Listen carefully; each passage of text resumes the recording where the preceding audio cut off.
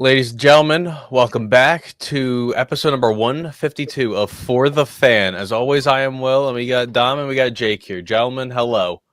What's up? Yeah, wild card weekend. It's not super wild card weekend anymore. It's just the wild card weekend now. And it came, it went so quickly, so fast. 6 great matchups. Well, 1 great, 3 duds, and it came one good one and then flopped again. But, and all in all, it was a good, solid weekend of football. Everything going down and around.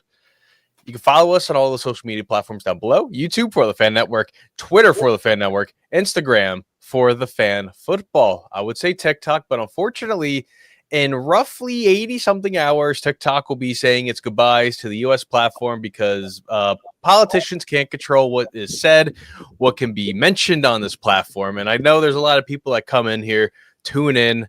I want to have my little spiel here for the next 30 seconds. The Democrats let everyone down. The Republicans let everyone down. There's the big senators on TikTok that are preaching about how good TikTok is, and they're the ones that say, you know what, we need to ban this app. It's too big. It's too political. Can't control what everything is said on here because, the secrets of the government are going to come out, and it's just going to get everyone all, up in arms. Maybe we'll be on Red Note next week. Who knows? Maybe we'll be on Red Note. It was my number one source for drones above New Jersey. So we'll see what that's also true. Or just go outside. We can just see them wherever. That's also a valid point. We'll see what can happen. Hopefully, new president takes over Monday, so maybe something can happen about it, and our existence on this app might be non-existence will be very short. But yeah, gentlemen, I don't really have much else to say. Do you guys want me to just click on the intro here? Sure. Yeah. I just want to do a small eulogy for actual eulogy for TikTok. Hey! Let's bless the Chinese here. They made a great app here. Okay, they're very I think they got the wrong hand here. Red Note is very, very Chinese controlled, so it's completely. They did help us substantially a little bit. Yes, TikTok has helped a lot of us here. It helped a lot of small creators. Large creators, whole lot of stuff here. Someone's trying to request into joining as a guest. I don't even know who you are, but I'm not going to accept it. But if you guys want to have a small eulogy of TikTok, I'll see if there's a little, there's not even a violin background music thing. It was actually China singing just to be like, oh, thanks, guys. If you got your eulogy, hey, say it before we hit this intro here. I don't know. Thank you. We thrive. Thank you to our spies. You guys helped us thrive. Thanks for pushing us. Thank you for pushing us. Not letting Zuckerfuck take control. Nah. Both of us shitty ass platforms. Ain't doing it. But yes, thank you all for tuning in. You are listening to For the Fan.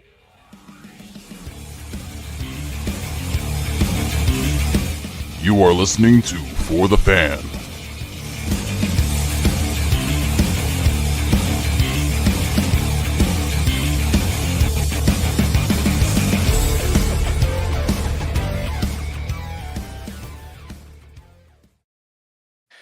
And here we go.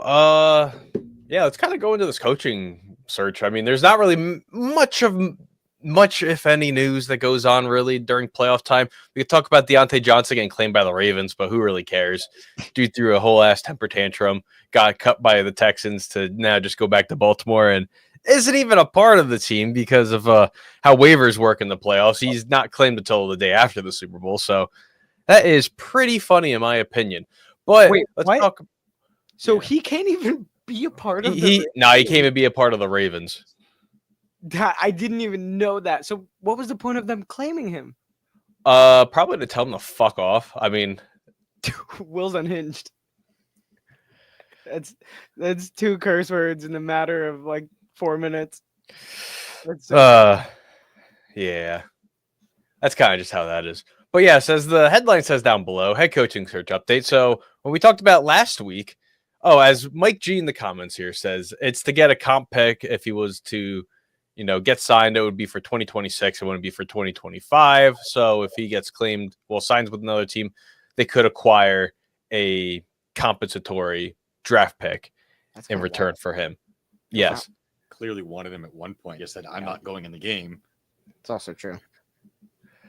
So, head coaching search. Last week we talked there were 6 openings. We're talking right now. There are 6 openings, but one coach has already claimed his heir to the throne. Mike Vrabel, early Sunday morning, as Ian Rappaport and every other insider mentioned, agrees to the Patriots. He had his introductory press conference on Monday. Talked about being a run-first team and, not really trying to put the ball on Drake May. He made a lot of other comments, too, saying how, look at all the other teams in the league. They all have good offensive lines. Drake May obviously needs a wall to keep himself upright and get everything steadying the ship there up in New England. But Dom, since it is your team, and Mike Vrabel, who was a Patriots player from 2001 to 2008, then got traded to Kansas City with Matt Castle, to where the Patriots drafted a guy named Jerome Mayo to replace Mike Vrabel. Now, Jerome Mayo gets fired and is replaced by Mike Vrabel, and the most replacing this ship of this season can go. What are your thoughts here on Mike Vrabel now being the head coach of the New England Patriots? I mean, with Gerard Mayo being fired, which wasn't my favorite thing in the world because it's not like we gave him too much of a chance. The only way I'd be okay with that was if it was like, hey, Vrabel we know exists and wants to be a part of this organization. So, like, that's our plan, firing Mayo. So, like, okay, I'm good with it. Like, that was the only plan I could see really making sense or working. He was a good coach. He only got fired because the GM and him didn't agree, and then other GMs made some comments about how intimidating he is over, so he still hasn't had a job. So everything about this is right to me. I'm good with it. And maybe if he could bring in a little bit of talent, just because he is him and players did like him. I did see a comment or two about AJ Brown. I don't think that's going to happen, but Vrabel did say, "I love that dude. We have a great relationship. Who knows? Probably not, but who knows?" But I doubt that's going to happen. But whatever, dude. I mean, I think it's best case scenario for the Patriots, and Vrabel gets a chance to prove himself even more than he has so far as a head coach. So I think it's a longer term decision, and we'll see. Probably just a better coach. Yeah, he's a proven. He might be one of the most proven coaches on the current coach Cycle. carousel, free agency cycle, everything. I think he's the best option. Yeah. I mean, all the other guys kind of either unproven or not good and just kind of recycle ones. Yeah, I mean, Ben Johnson exists. He might have a job as a head coach, but obviously he hasn't. That's not where he's coming from. He's coming from being an OC on a good team. So it's like, yeah, okay. It's a guarantee that both of them are. Yeah, probably. But Vrabel, again, yeah, most proven pretty much outside of some of the older guys that like have coached before. But yeah, I'm happy with it. As a Patriots fan, I'm happy with it. So Another former linebacker returns home, becomes the head coach. Sure. We've seen the story before. But now we transition to what's happening in Dallas here because, well, you don't really see a whole lot of head coaching contracts expire at all. You usually see them, they go up, they, contract extensions, all that stuff, or they're fired with a year, 2 years, 3 years, depending on who and what the situation is. So Mike McCarthy's contract fully expired. He's a free agent. The Cowboys rejected the Bears' opportunity to interview him as he was still under contract with the Dallas Cowboys last week, which McCarthy has already gone on. He's interviewed with the Cowboys. He's doing that either right now or he's doing it tomorrow. So it's coming up here where Mike McCarthy could make his way back into the NFC North, and he's also linked to the Saints job as well. So a big name going on there, but then it leads to the question of what's going to happen in Dallas here. And I do have a little question here I would like to mention here. There was a cornerback in the 90s who, went from Falcons to the Niners, then went to the Cowboys for a few years, played a little bit of offense, defense, whole 10 yards there. And I want to ask you guys, how likely do you think it is that Deion Sanders is the next coach of the Dallas Cowboys? I'd say he's second place in the odds for me right now. behind Kellen Moore because clear connection with Jerry there. Kellen Moore would have already been their coach if Mike McCarthy didn't completely sell him down the river. I mean, I think that's pretty accurate. Deion Jerry spoke, right? Like that was a thing or something like that? Yeah, during the wild card game on Monday, Schefter said there was actually like talks with them. So it's I don't know. Colorado's already paying him, 8 figures to be the coach, and they jack up ticket prices and tuition. And after 2 years, if he just dips, I mean, hey, Shador is in the draft. I've seen some crazy things where apparently, they trade Dak to the Titans, get the first overall pick, draft Shador, and a couple of another first and mid round picks just to acquire Deion's son. I don't know, man. I have no clue. I don't know. I mean, it just like, I don't know. I don't know if it would be successful at all. I don't know if it would. I think Deion's a heck of a coach. But I think so too. to try and pair him with Shador again is going to be dumb. But this is also competition well above kind of everything that Deion's been doing. Mhm. This is a substantial step, obviously. This is like a really gigantic step. I think the Deion Sanders thing works best in college. I agree. It's more of a branding thing to get recruits than anything. Yeah. I don't know. No clue. This just reminds me so much of the whole like Ball Brothers crap. Yeah. Like Shador is not. He's not that guy. Can we stop? And like, also, I was outspoken about it this past year about how like the biggest factor for the Cowboys was Dan Quinn. At least early in this, I said that because Dan Quinn, look what Dan Quinn's doing, currently still doing, by the way. And Dallas, first and foremost, during the season, what we noticed first was that defense was borderline non-existent, especially against the run. Derrick Henry did whatever he wanted against that team, like week 3 or whatever. And so early on, my biggest thing was Dan Quinn not being there. So that was a fact. So I don't know. I feel like there's just so much. The Cowboys are such a loaded issue, problem, question, discussion, conversation. So I don't know, man. And throwing Deion in the mix and that whole show is just like, I don't know. If you're going to do it for Hard Knocks, sure. That'll be a production. Other than that, I don't know. They wouldn't be in the running for Hard Knocks. That's the only thing. Then it's not even worth it. That's the only thing that makes it make sense is like Exactly. It needs to be a it's production. the Jerry factor of it all, where it's with him eyeballs, and that's all Jerry really cares about. Yeah. We'll get eyeballs, like I'm sure. And hype will be around it. Like I don't disagree with that at all. Because I honestly believe Jerry Jones would trade winning a Super Bowl for the Cowboys being talked about every day. Like if you told me that Jerry Jones gets to win a Super Bowl, he's offered a deal. He wins the Super Bowl guaranteed. Yeah. But no one talks about the Cowboys. I don't think he takes the deal. I mean, selling tickets still hasn't even been a problem. So it's like, I don't know. Yeah, we see it that stuff every single week with them running into the stadium just to get the standing room. You're telling me those are like the cheapest seats? Like you just can't sit in like the 900s? I think that's how high the AT&T Stadium goes. They got 900s, maybe 1,000 level seats. Well, then you get blocked by the big jumbotron, or the sun's in your eyes. I think the sun won't be in your eyes if you're on the sides of the stadium. I think that might be a better blessing. Maybe they should invest in some blinds before they start investing in head coaches. Oh, they do. Just they for have everything blinds that aren't the Cowboys. Yeah, they Even have concerts there. Their blinds are down. Yeah. So go from the Jerry world and all that stuff, who wants to take control of his own little, world thing. I don't even know what to even call it anymore. His little thing of, I'm going to control the coaching search. Doesn't need a law firm or a coaching firm as like the Jets or the Bears are doing. They're having, all this other stuff go around here.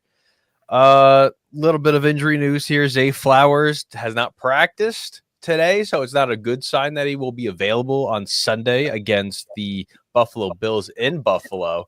But obviously, there's still 2 more days of practice. It looked, as it was said last week, it looks very, likely he's not going to be playing this week unless something drastically changes. Yeah, that's pretty much it. I don't really have any other injury news. Very cut and dry. Are there any activations as far as the Lions that we might need to know? David Montgomery, I believe, practiced today. Yeah, I think he's gonna play. He went to he was rehabbing his knee injury. He seems to be ready to go, itching to go.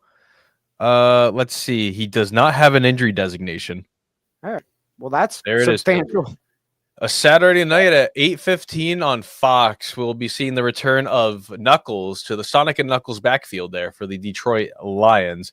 And I believe the Lions are also getting a lot more healthier. They should be having a couple of other players practice and I don't know, they have 25 guys on IR, so Probably some defense. They need guys back on defense for sure. Yeah, that's gonna be wild. let's see. What do the Lions have in let's see, injury updates? They definitely have to have something posted. Let's see. They play the estimated practice report from yesterday. Okay. This is what the Lions have. So full practice for David Montgomery, Terrion Arnold. No practice for Kevin Zeitler, the guard. Ennis Rakestraw with a hamstring / illness, and Pat O'Connell with a knee injury. Nothing's been updated yet about their practice window or anything like that. So, I should have saw this. It was the very first thing when I clicked on it. All right, Taylor Decker did not practice due to a personal reason. Still full participants for Montgomery, Terrion Arnold. Still no practice for the other guys. So, yeah. Wonder if we have an update. I'm trying to find it. If there's an update. Well, I can see what you're googling, and no on Hutchinson. What first came up was right. He would not be. It wouldn't be till the Super Bowl. Oh wait. Like the very, very earliest you could stretch it is the championship game. All right. I just wanted to make sure that was on the still on Commanders injury update. Frankie Louvu, full participant. Marshawn Lattimore, full participant. Zane Gonzalez practiced in full today after being limited with a hip injury.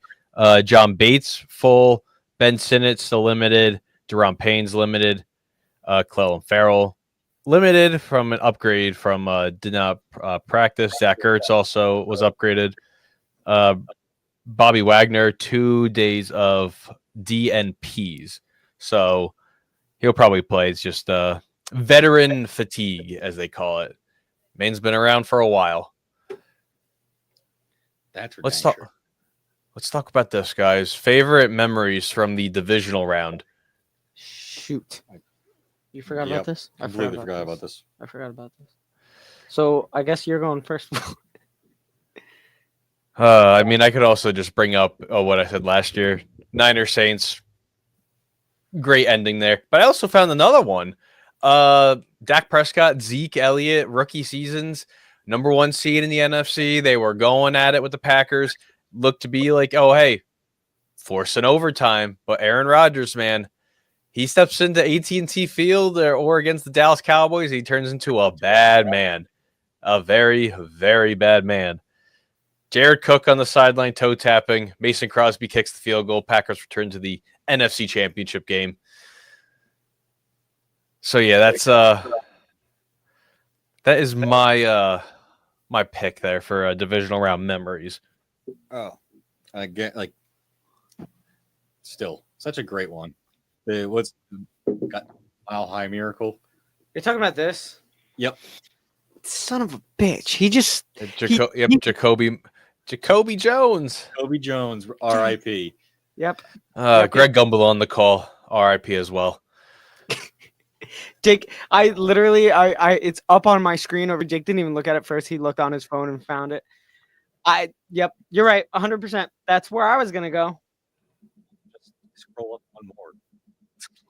That's where Will went. No, not the one below is what he went. Oh, this one? Yeah. I don't remember this one. Oh, thank. Alex Smith, 2011. I don't know. Against the Saints. Oh, this was was this the Vernon Davis? game That was catch 3. with 9 seconds left. You know what? Yep. No, I do remember this game. I remember this specifically because when anyone in my life ever mentions Vernon Davis, this is exactly what I think of right here. This game and catch. So you know what? Okay. Yeah. No, this is a good one.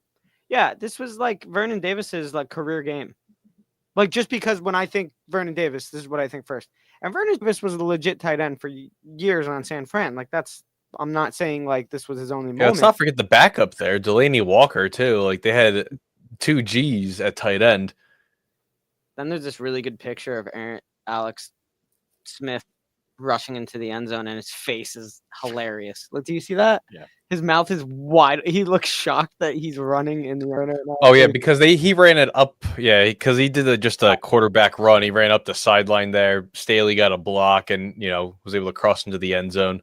And then Jimmy Graham responded with like a 60-yard touchdown, and then the catch happened. Wasn't there like a really good? I can't remember. Say again. I'm never gonna remember what rounds things are. I'm just gonna think of games that I remember. I know. There was like a really good game between the Steelers and Ravens. 2010 divisional round. Ravens were up 21-0, and then Steelers came back and won 35-21. That's huge. Divisional? That's divisional? Yeah. There's also 2010 Chicago Bears, Seattle Seahawks. Yep, Johnny Knox, I think injury game. That might have been it. Or it was a different game against Seattle. Yeah, I heard against Seattle. Look at that picture, dude. I remember that game now.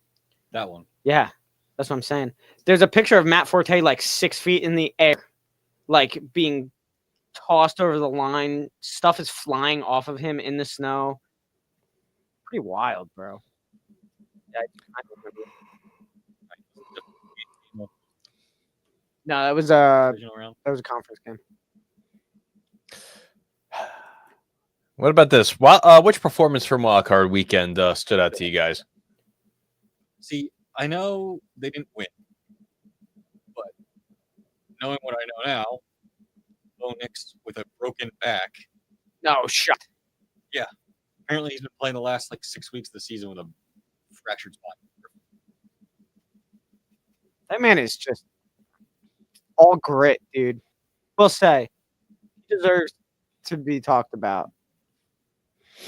Win, and then they put up 7 points, but dang. Yeah. Yeah, first drive, went out, chucked a bomb the Mims down the field. Just like the only play of the game we didn't see. I know.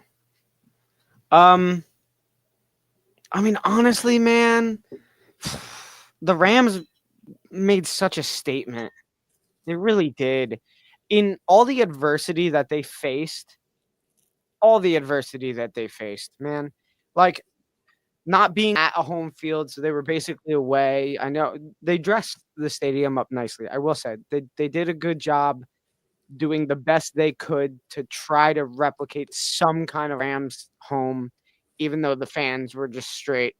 Obviously, that was Minnesota, but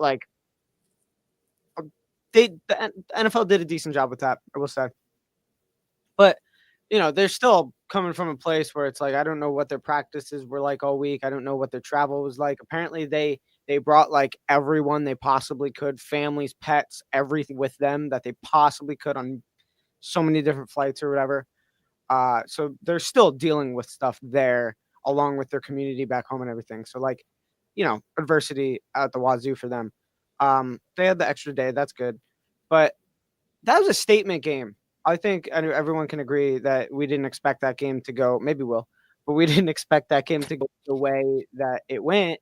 And it was just impressive the fact that any chance Minnesota ever had at momentum was immediately taken away by a turnover, by a stop, by a review. I'm gonna let you keep going, but I'm gonna Kanye you here. Yeah, I mean, I'm gonna Kanye. They were kind of wild, yeah. Because Sam Darnold turned back into Jet Sam. Yeah, a little bit. Held the ball for too long on multiple occasions. The first that Rams defense though, I know it was said oh hey, they're not a good defense, and they came in just harassed that entire Vikings offense. He looked like he was seeing ghosts again. He probably was. For being honest, I'm pretty sure he was. I know was unhappy, and then one good play happened and Will was psyched again, and then immediately unhappy again because that's how the game went. anytime Minnesota could do anything, momentum would shift straight back to the Rams. The Rams would take the momentum away like immediately again, dude. It felt like the Vikings could not catch any break. They could not catch any footing the whole game. It was crazy. Anytime it looked like the Vikings might be shifting momentum, boom, Rams right back at it. I mean, Verse had the return touchdown where he flew in through the air. I haven't seen a picture of that. Hoping I do at some point because I'm sure it was pretty cool. Just look up Jared Verse flying and you'll probably find it. Probably. But you know what? Just good for the Rams. Good for the Rams. Huge game. Kevin O'Connell looked like he was so done with Sam Darnold. He did. He looked pissed on multiple occasions. And not just that, Sam. Like the whole offense, it seemed like, bro. Like even running back. Oh, and Aaron Jones couldn't do anything all day. Like that team was shut down, bro. So good for the Rams. Cards house. The Rams. Whose house? The Cards are always in the house. Always in the house. Cards on the table. Yeah, I'm gonna pick the low-hanging fruit here. The rookie receiver that now owns the record for the most receiving yards in a playoff game. Ladidi McConkey, as Keegan Michael Key has said in the substitute teacher form, Ladidi McConkey. So yeah, 197 yards. The only bright spot on that Chargers team the entire game. Oh, outside the defense actually making turnovers, but on offense, Lad McConkey was the only person who really made a difference there for the Chargers. And that was on like a 3rd and 25 or something, right? Yeah, like a 3rd and 30, like 86 yards down the field. Like Herbert got demolished 2 plays in the row. Yeah, it was huge. That was an exciting play for sure. And Lad McConkey's awesome. Game had a lot of exciting plays. All right, here, game of the week here. I don't really have much talking tools here, but you know, what's the game of the week? Coming up or behind us? Well, last week. Okay. I feel like that's kind of what we just said though. I feel like it is exactly. I feel like I don't know how else to go in this in a different direction. I guess if you're going some a different way, like the walk-off field goal, the game, the last game. It's true. That is true. A doink. Yeah, everything. A doinking is pretty wild, bro. Yeah. After like Zane Gonzalez is having an OCD meltdown. Yeah, all the hair and socks and shoelace length. He legitimately has OCD, and he was freaking out. That's a kicker. That's the least surprising kicker fact ever, too. Is everything about that makes sense? But yeah, I mean that was pretty cool. It was obviously the closest game of the weekend, but good. Also, technically, if you're not counting the Rams, because technically that's a home game, that was the only away win of the week was the Commanders. So yeah, the only wildcard team to win. Yeah, the only away team on both sides. So there's usually only one. Yeah, I mean that's kind of like wildcard weekend usually has one exactly. Yeah. So good for them though. Geez. I mean, I kind of want to go with the same one. But that'd be like low-hanging fruit, kind of. I don't know. I'll pick the Rams and the Vikings. I mean, once Stafford and company drove down the field for that first touchdown, I was just like, this game's over. There's no stopping it. Like, the game's done. It's over. Like, I was like, the Vikings are in a world of shit now. Like, Rams have everything, pissed off to be and all that stuff. So, yeah. I'll be different there. I'll pick that. You want to do a Colton impression here? Oh, Colton, what about the Steelers? What do you think about the Steelers? Go on a rant. Well, Mike Tomlin never scores more than 20 points in a playoff game. Lets up all these points every year. It's pointless. What's the point of going over 500 every year? This is what happens. Well, when was the last time that the Steelers did anything? It was with a guy that was a franchise quarterback 17 years ago. Like, I mean, that's the delay and wait before going back in. Because I can't. I gotta think. No, but that's exactly what he does. I mean, I don't blame him. If I was a Steelers fan, I would go on a rant about it too. I mean, it's completely accurate, you know. I'm glad that he's the only Steelers fan that agrees with me that Tomlin has had to go for the last few years. Yeah. Otherwise, I'll just get called a hater. There might be more and more at this point. Because like going 10-6. Blake Bortles broke this man. I can't believe it. That's Listen, they played the Patriots in 2016, and you had Tom Brady oversized coat on the sideline. Okay, it's one thing, it's the Patriots, but then you get absolutely trounced at home against a quarterback who just wants to rip cigs and do construction all day long. What's the first thing you do in the morning? If you weren't doing this, what would you be doing? Yeah. Ripping cigs, working construction somewhere? So true. What's the first thing you do in the morning? Well, I take a piss. That's true. That's the best interview like of all time Ever. So good. Okay.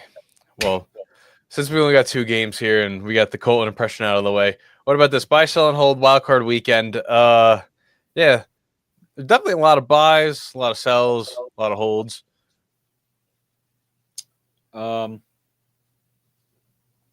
Yeah, I didn't really prepare any buys. I had my sells ready, but I am gonna buy into the winner of the Bills Baltimore game will go to the Super Bowl for the AFC. That's huge. Wow. Oh my gosh. All right. Crap. Both of my holds won this past week. Yeah, I held on the commies. They won. Same. I held them in the Rams. I'm not going to talk about the Commanders. They have a tough matchup coming up. I will say, well, I don't want to buy the Rams. I'm going to buy the Rams for the purpose of what they did this past week, though. Like, that was a demanding win, obviously. That was a decisive win. They're about as good as you can possibly be for their situation. You know, it's a short week. You're going to Philadelphia. None of that is easy. Despite everything also happening home, like, they're in a very tough situation, period. That's not a very winnable situation. But I would say the Rams are in about as good shape they could possibly be despite everything. So, you know what? I will buy the Rams, not for the sake of that they're going to win. I don't know if I can say that. But I'm going to buy them as in they're doing the best they can, man. So. I'm going to branch off what you said, Dom, but I'm just buying into their defense this week. That was a really stellar performance against a really good offensive line where they were able to take down Darnold, a couple times. It'll be difficult to see what they do against Jalen Hurts with now a full game at least under his belt for the first time since the Commanders game back in week 15. So, yeah. So I'll buy into the Rams this time. What about sells, Jake? You said you got 2. They're all ready to go. I'm selling the NFL for a couple reasons. First, one, having Monday night playoff game, you could have I get ESPN has their rights thing, but having a short week in the playoffs is ridiculous. It sucks. And 2, allowing coaches to interview with other teams while you're preparing for playoff games is ridiculous. And don't say it doesn't happen where it's actually a problem because Jonathan Gannon. My real sell is the obvious one. Like the Steelers, something major has to happen with what they don't do. They don't do major things. They don't make major changes. But that team had 0 fight. It was all a bunch of finger pointing and blame game, and the same guy who's let big egos get out of hand for a long time still has not won a playoff game and has had average to mediocre seasons. There's got to be some kind of big change. I'm not even the Steelers guy.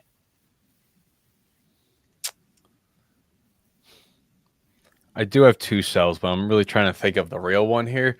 I'm going to sell on the dirty bubble. He took Harbaugh off the field, and that's really the difference maker of the entire football game there for the Chargers. So I'm going to sell on him. Obviously, that was really incredible. That was incredible. You know what? I actually very much like that broadcast. It starts with the clip I posted on TikTok of the fumble in the beginning of the game, where Patrick says he didn't firmly grasp it, was hysterical. I mean, just an absolute. I will say the entire game, creatively, they do such a great job because it doesn't end. There's so many things they do during that game that is just so funny for the little kids and stuff. And I can't imagine how that Super Bowl broadcast was, because that added an extra hour of what an NFL game would be, and the entire overtime was played in the Super Bowl when they aired that too.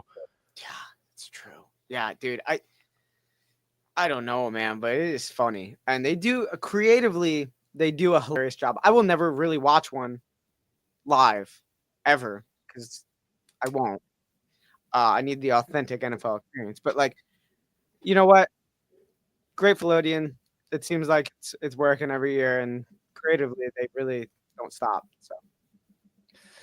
And my other sell is the Steelers there. So yeah, I'll backtrack off of you, Jake, on that one. And what about holds here? We got holds everywhere. I got to sell still. Oh, okay, Dom. Okay, Dom. You keep on selling. I low-key want you to skip me because I'm really disappointed about this sell. But I think I have to sell the Chargers for this past week. This was not a game. The defense did not put them in spot to lose, I don't think. They did a decent amount that they could do. You drove down the field once, field goal. That sucks. You know, like a state game. You score the touchdown. I mean, that's a move. Then you get an immediate turnover, like immediate turnover. You're back in great field position. You have to settle for a field goal again. And aside from one play, Ladd McConkey for 86 yards, like it was kind of abysmal on offense, man. So it's really unfortunate. That's not what I was hoping from the Chargers. I was pretty psyched about the Chargers going into this. I was pretty outspoken that like I really thought the Chargers could be a thing in the playoffs. They made it past this first game, and they just didn't do it at all. So I'm going to sell on the Chargers because I'm disappointed in the Chargers and what they showed on Saturday. So I'm going to go into my holds that piggybacks off that. Go for it. Because I have the Texans as my hold. Because for the first time, it seems like all season, they looked the team we expected. Yeah. Like, went out, handled business, and put a pretty bad beat down on a team we all consider to be a solid, good enough team with this win. And finally, they show up when it matters. You know, I think it's totally due to Nico Ryans as a coach, because when the Cards are down, like that team stepped up and finally showed what they got. That's fair. My hold is going to be the Minnesota Vikings, kind of looking at what's next. Very limited in the cap space and only 2 draft picks next year. Well, this coming draft in 3.5 months. So a couple questions there for the Vikings. So I'm going to hold on them and see what they're able to do in the offseason. I'm going to hold on the Commanders. They did a great job this past week. I really thought Tampa Bay was going to move forward. They seemed pretty for playoffs. They seemed like they could have been a little bit scary, but the Commanders beat them. Wasn't the prettiest. I mean, you won off a doink. So it was that close. It was 6 inches of a difference from who knows what. It's an entire dollar bill if you like hold a dollar bill up like that. Like that's like the width of a goalpost. Yeah. So literally, it's probably less than 6 inches of a difference, and your game was maybe different, and so was your playoff hopes. So it's like it was close, and it does get easier because now you go to Detroit, and Detroit's a pretty epic team. But you know what? Good for them. I'm holding on them because I can't just outright buy them right now. Tough matchup, man. Really tough coming up. But Tampa Bay beat Detroit at one point this season. Commanders beat Tampa Bay right now. So anything can happen. But good for the Mariners. I also have another sell I actually just thought of. The Mike Evans and Marshawn Lattimore fighting saga I think's ended. Yeah, I was really upset. I was hoping, haymakers would just start flying during that game. So I'm a little upset that, Marshall Lattimore is definitely losing the age game to Mr. Mike, but yeah, I had to just add that there. Hey, you might fight Lattimore was pretty physical with him. I mean, I saw a couple knees to the back on Evans when he was going down. Like, it's pretty physical there. He might fight someone on Detroit. I could see that happening. Okay. Jameson Williams. Yeah, he will get kneecapped hard by Kirby Joseph, probably. How would that happen? I don't know. They'll figure it out. Alrighty, we got user down here who says, "Who do you guys got in the LA and Philly game?" So we're gonna transition here into our picks. I didn't make a little thumbnail graphic there because, well, yeah, it's all about points here. So right now, I took the lead with 5 correct picks in the playoffs, and then you 3 are tied with 3. Fair. Yeah, So, we yeah, took the same picks across the board. I think you're the only one that took different stuff. Yeah. Could have been perfect 6-0, but the Chargers failed me here. The Chargers failed me. We had a lot of people. Yeah. A lot of people in our comments. Oh, Herbie, 1.5 touchdowns. Let me down. Sell out. This and that. But here we go here. Rematch of the Christmas fiasco thing. I don't know. Saturday football was a couple weeks ago where these two teams faced. The Texans, where they've looked really awful on offense. They kind of looked like they got it back together here last week against the Chargers, who have a top 3 defense. They kind of put them to bed here. And then the Chiefs, who have secured the number 1 seed. Kansas City now has the playoffs for the AFC run through the AFC. Yeah, there we go. Just adding words to reach that word counter in my essay. I'm ready. But here we go. Number 4, number 1. We're all taking the Kansas City Chiefs here as the winner.